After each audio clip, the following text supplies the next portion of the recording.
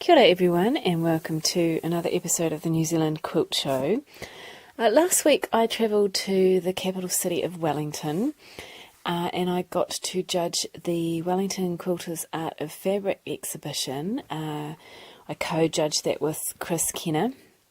He's a very talented quilter from down that end of the country, and I had a wonderful time, and I want to say thank you very much to the Wellingtonians for putting on a great show for me. And I want to say congratulations to everyone who put a quilt into the show, because without your quilts we don't have a show to go and view and enjoy. So pat yourself on the back if you got a quilt and ready in time and submitted to that show, because it really looked good. And what I tried to do is take a few short recordings during what I had planned to do was kind of do a day in the life of a quilt judge and do a few short recordings during the day, obviously not talking about the quilts themselves, but you know, sort of little snippets of what I was up to and how it was all going. But you know, it's a full-on day, and I really only got a couple of snippets in here and there.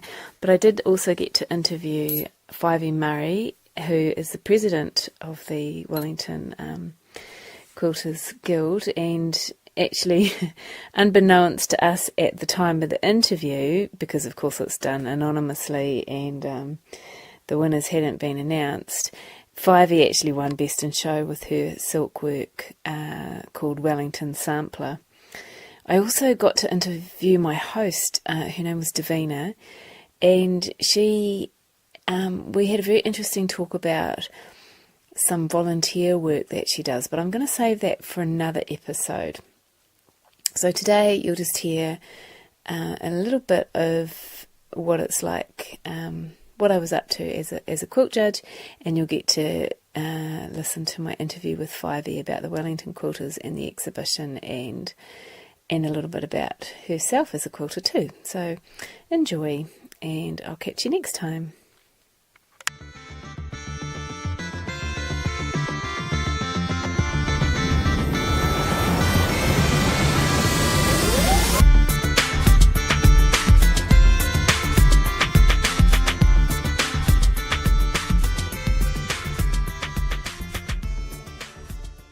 Okay, day in the life of a quilt judge, day one.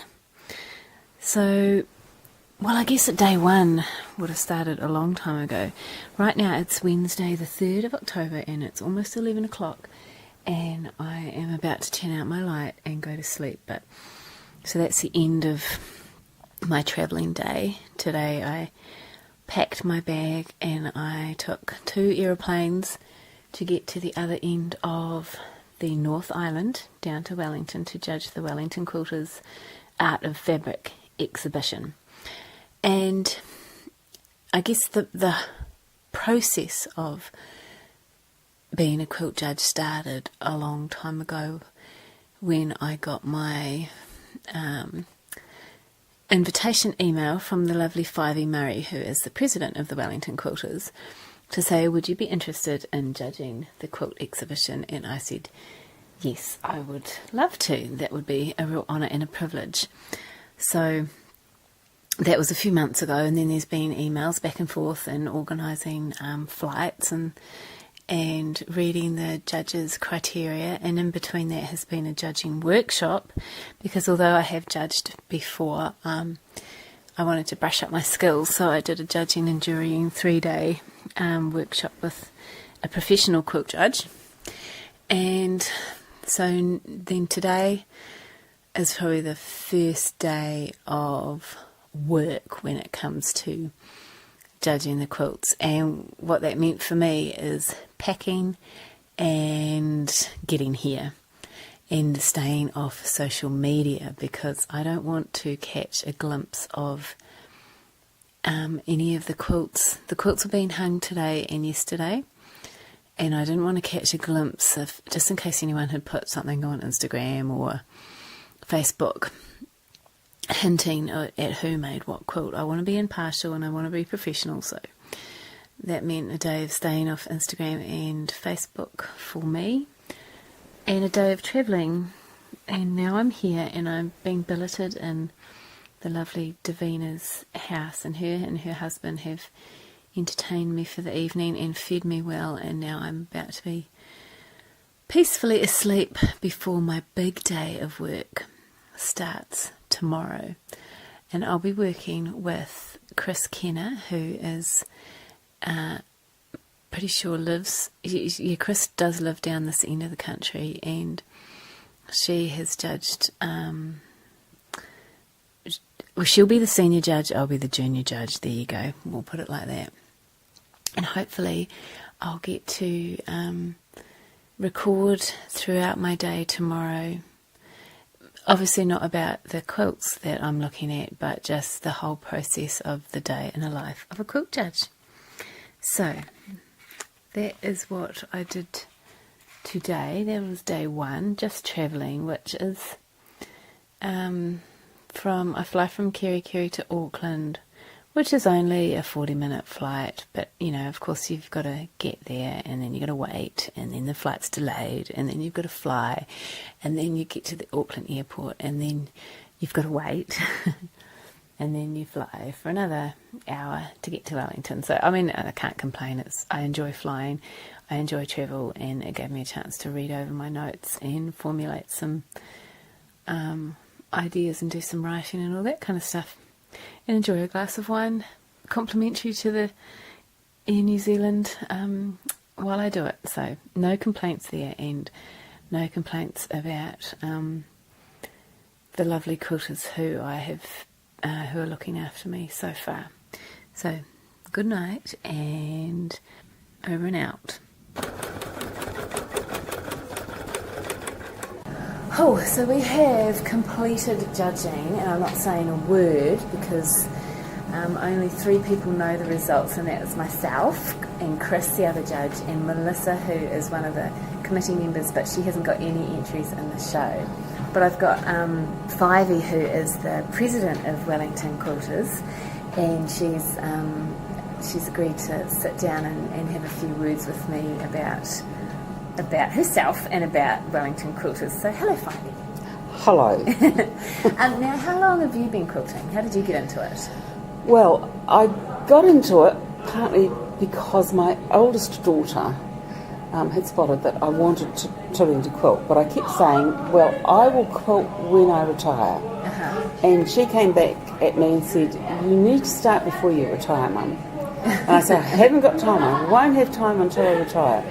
So one day she went out and bought me a class, and it was called Quilt in a Day. And I was instantly addicted. It was like a huge heroin hit. So how many years ago was that? That was the end of 2001. Okay. Was that in Eleanor Boone's? No, it was just run at Nancy's Stitch Studio. It was Nancy's quilt shop at that stage. Right. And cool. That was it. And do you remember your first quilt? Do you remember that? Do you still have it? No, I don't have it. It ended up with quite a lot of purple and mauve in it, and there's no purple and mauve in my place. Right. But I have a great niece who was about 4 or 5 at that stage, and her room was purple and mauve. So I had someone to give it to. Yeah, great. Okay. And from then, your style has developed into. Well, I began to see all sorts of other things that were done with quilts, and my next sort of passion was really Baltimore quilts. Right. Because the same shop had one of Rose Howard's Baltimore quilts on display, and I thought, I've got to have one of those. Right. The only way you get one of those is if you make it yourself. So I joined Rose's class, and again got a bit over addicted, and ended up making 8 of them. But 8 Baltimore. Yes. Oh, full size. Yes. None of them's little. I just had to get over it. Right. Yeah. So you got over the Baltimore hump, and then what did you move to? I've moved into. I still do a bit of applique, but on a smaller scale, sort of wall hanging type things. And for those, I'm particularly interested in some Russian motifs, because my youngest daughter for a while lived lived for about 3.5 years in Russia. So Okay.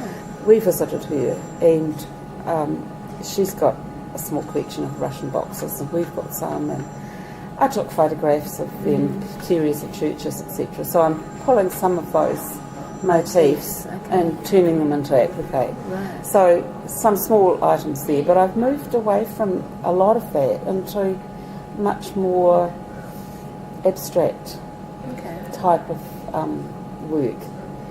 But still with your applique. No, Okay. more pieced. Right. But again, quite a bit of open space, or some applique, but a lot of piecework, yes. Okay. Interesting. And I'm still hand quilting. I still go back to hand quilting because I just like it. That's your thing. And again, I'm moving into, how should I say, improvisational hand quilting. Right. In other words, I'll have a piece of fabric wound up in my frame, and I'll look at it for a while and think, well, yes, I'll divide this section into squares, and I'll do a variety of things in those squares, and I just make it up as I go along. As you go along, so you're not marking Yes. first. No, I'm not marking the whole thing first. So I you're might sort just of draw a bit using and the then do it. stitch as a line, as a draw, you're using your stitch as to draw. To draw, really. yeah. Right. Okay, interesting. Cool. That's a bit different. It is. Yeah, it's a bit different. And do you teach? I have, yes, I do teach. Right. What do you teach? I have taught a beginner quilters, basically a sampler class, Right. where each block they do looks at a different skill or a different aspect of quilt making, whether it's how to do triangles accurately, how to, just the straight line sewings, squares and strips, triangles, moving on to curved piecing like drunkard's path and set in circles, and So those basic techniques that they can build upon. they can build upon and create a series of blocks they can put together. Yeah. So that's one class. I've done applique and Baltimore's. Yes. I hate Baltimore's. Yeah, I think you knew we what do a you bit were of that. doing. Do a bit of that. The other one is designing with circles and skinny lines. Okay. Basically doing set in circles rather than applique circles. Right. They're Interesting. Yeah. Piece circles. That sounds fun. They're not hard. Right. There's a But little, there's, little I'm sure, secret these to it. tips and tricks. And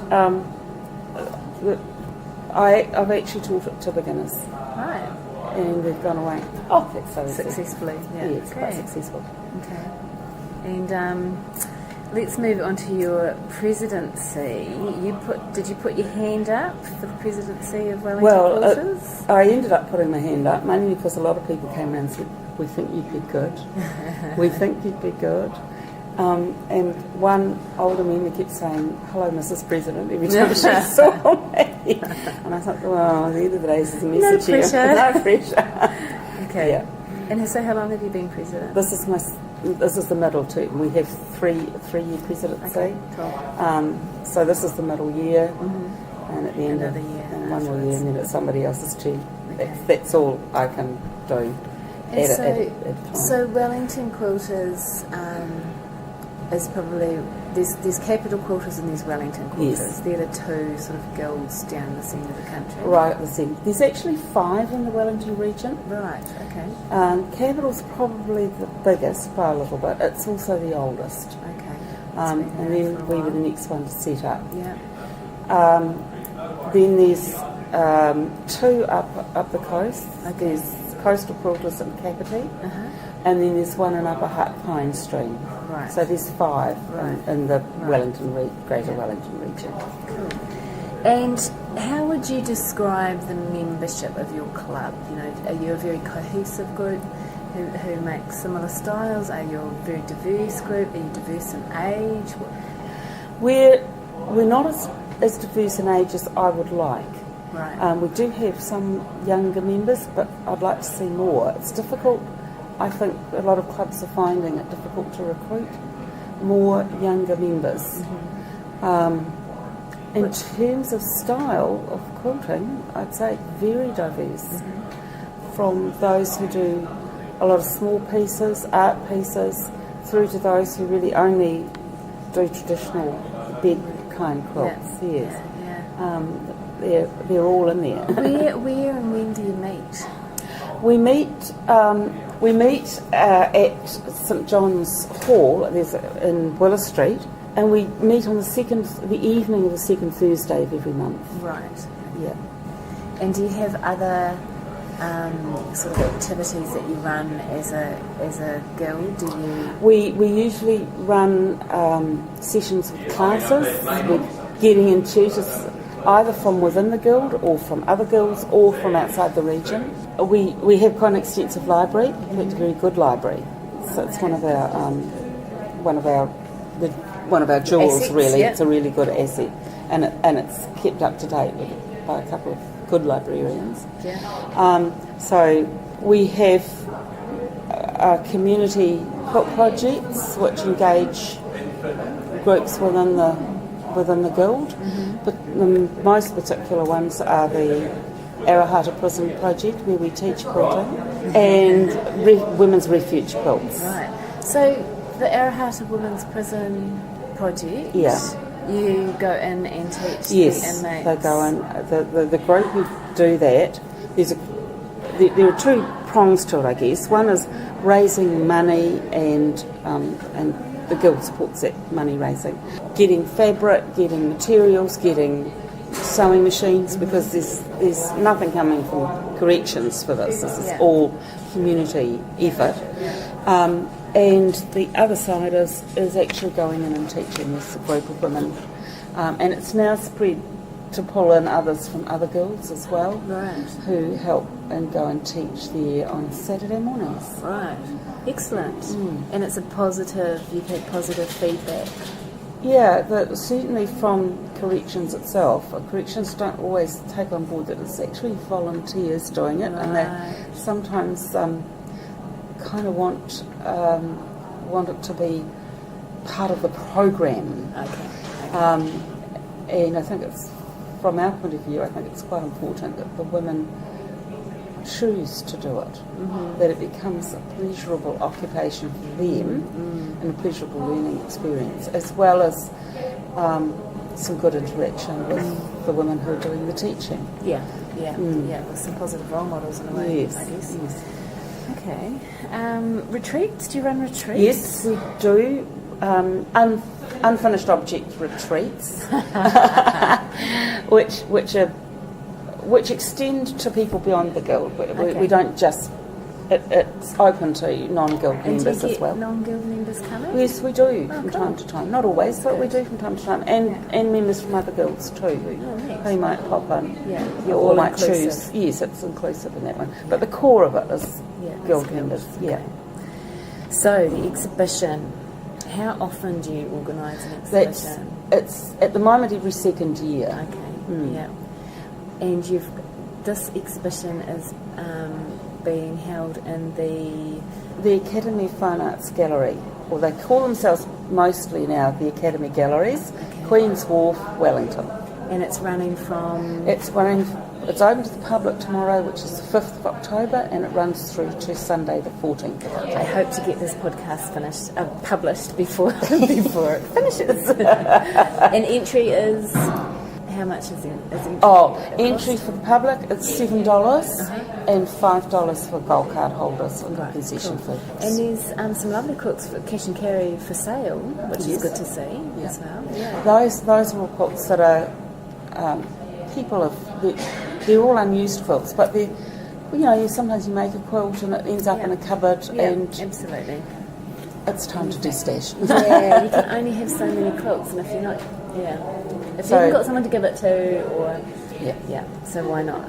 Plus women there are those who sort of run the women's refuge program are actually trying to sell some of the quilts that they've made in order to raise money to help that program be sustained. Yes, because quilts are not free to make. No, so you need batting and all those sorts of things. Buying the batting particularly is a cost. And how has the exhibition, today was finishing sort of set up and judging, and yesterday you were setting up, and the day before that you were setting up. But that's not all of how an exhibition runs. There is millions of jobs behind the scenes, and you've been organising this for the last 6 months. Yes. So how's it gone? There've been hiccups. We've got assistance. We've got a grant from the council, which was excellent. We often, in the past, have managed to get help from pub charities, etc. Mm-hmm. But I think this year, even though we applied and kept applying, there just wasn't the VAT in the system. Right. And I think also there seemed to be a whole lot of quilt exhibitions happening. Yeah, all at once. A bit too close together. Right. Yeah, Capital Quilters were scheduled to have their exhibition early in the year, but the venue that they needed wasn't completed until just a couple of weeks ago, just a few weeks back. So that meant that there were sort of overlaps, which was unfortunate. Yeah. And you're running at the same time as the Wow. Wearable Arts. Which works for us quite well, because often the people who go to WOW are people who like fabric stuff and textiles. Yeah. And we're just right Just next across, door to the venue where WOW is, so people will see it. And it's well signposted. I've seen quilt exhibition posters and things around, so I think you've done well there. Thank you. Yeah. So, obviously, when you accepted your presidency, maybe you had a goal in your mind of what you wanted to achieve within the club, or what you wanted to continue with the club. Do you think you're halfway through your term? Well, one of the things is that I wanted to pull off the exhibition. I knew that was coming up, and that I'd have to get through that, and hopefully, crossing fingers. In a few hours. Yes, it will all work. Yeah. So that's important. We've got a website which we've kind of struggled with, but we've got a member now who's just picked that up. Great. And I think it's going to start looking a whole lot more interesting and more refreshed more often. Uh-huh. So that's certainly one of the things that I wanted to see happen. Yeah. It's starting to happen. Yeah. So you're getting there. Yeah. So now opening in a few hours. Yes. And prize giving in a few hours. Yeah. And then what are you going to do? I'm going to go home and sleep. I might then start another quilt for myself. One for yourself. Now that you have a bit more time, you're in. Yes. Yeah, great. Okay.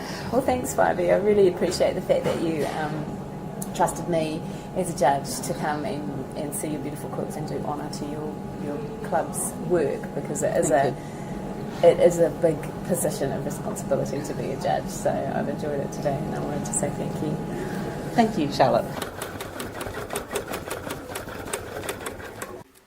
Right, the continuation of day 2.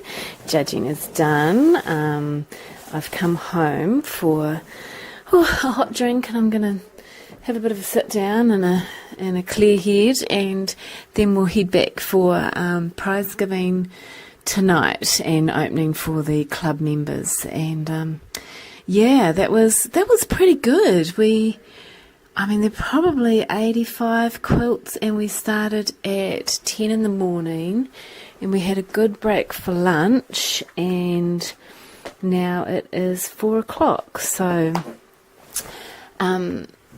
the really good thing about the day was that Chris, the other judge, and myself were in good agreement on most of the top contenders for all the prizes, so that gave me confidence that we were heading in the right direction for what quilts were top in each category.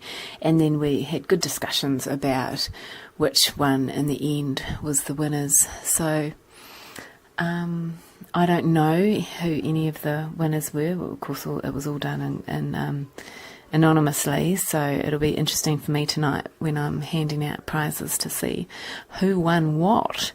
But Wellington has put on a little bit of sunshine for me. The wind is still breezy, but it was good to go down to the waterfront. That's where the show is being held, and it's just so I love Wellington. It's a very iconic look to it, and as we were driving along this morning, there were wheelie bins bouncing down the road from the wind, and there's signs saying, watch out for low-flying kiriru. Kiriru are our big native wood pigeon, and they're quite abundant around here because of the Zealandia bird sanctuary, and so watch out for low-flying kiriru. It's a sign that you don't see that often. But anyway, yeah, that's my day. A lot of backwards and forwardsing from quilt to quilt to quilt, because this was a hung judging mission where the quilts were hung, and I was looking at them while they were hung. Some other judging missions, the quilts are flat and you rifle through them. So this one involved a bit of walking, but no, it's a great venue and the quilts look good and they're all hung lovely. Yeah, I think it'll be a real success. You've been listening to the New Zealand Quilt Show. I'm your host, Charlotte Scott. Please visit my blog, theslightlymadquiltlady.blogspot.com, for show notes for this episode and any more information you might need. Email me, theslightlymadquiltlady@gmail.com. I'd love to hear from you, so please don't be shy. And the music for this podcast is Crunk Night by Kevin MacLeod of Incompetech.